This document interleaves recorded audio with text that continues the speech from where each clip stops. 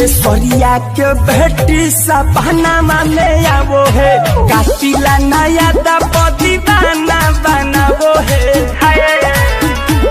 खेसरिया के बेटी सपनामा में आवो है, खेसरिया के बेटी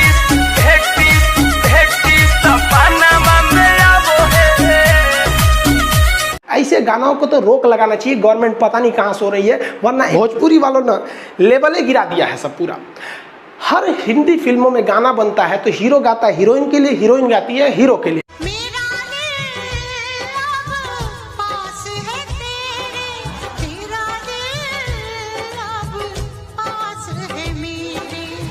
लेकिन ये भोजपुरी वाले, इनका लेवल ही अलग है, ये गाएंगे भाभी के लिए।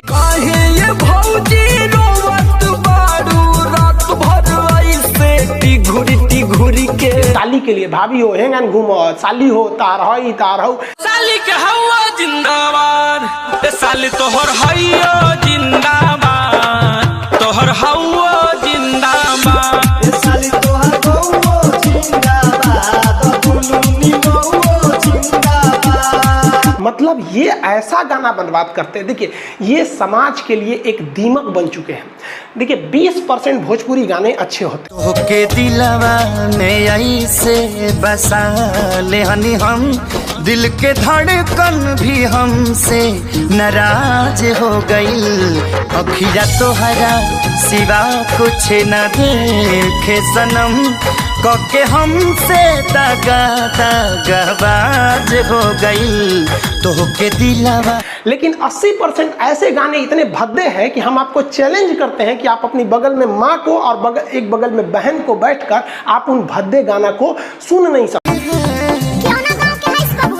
अरे चाची तू हर बाची सपना में आती है,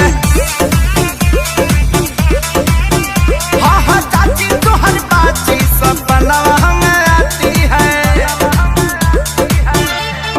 रिक्शा वाला खड़ा होकर खैनी लगा रहा है कहीं साइड में, ऐसा भद्दा गाना बजा देता है कि कई लोग को मतलब वहाँ खड़ा होना अपने आप में बेइज्जती लगती है। और लानत है ऐसे लोगों पे जो इस समाज की संस्कृति को बर्बाद कर रहे हैं इन भोजपुरी गानों से। आपको भी पता होगा 2-4 गानों का। बेरी बेरी छुआ तानी होई का, बेरी बेरी छुआ तानी होई का, हे राजा तू तो जवान हम लइका, हे राजा तू तो जवान हम लइका।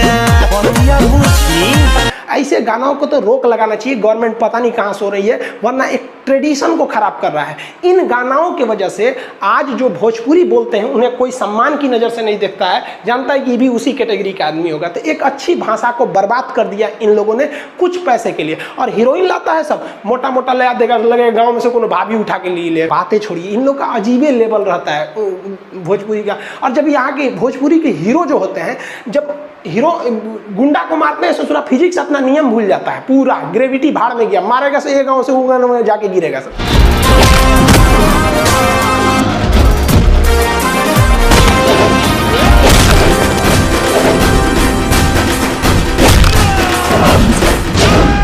इस सबको भी रोक लगाना चाहिए।